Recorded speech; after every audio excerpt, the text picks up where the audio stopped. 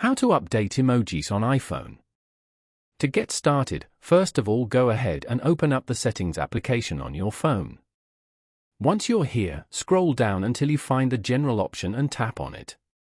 Inside the General menu, tap Software Update at the top as shown. New emojis are released with iOS updates, so you'll need to update your software.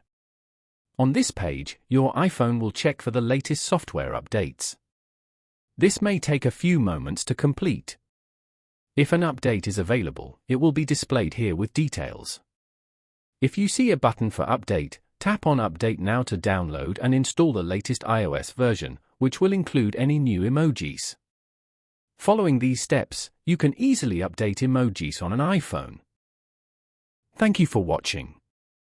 Please leave a like if this tutorial helped you, or leave a comment below if you have any questions related to the video.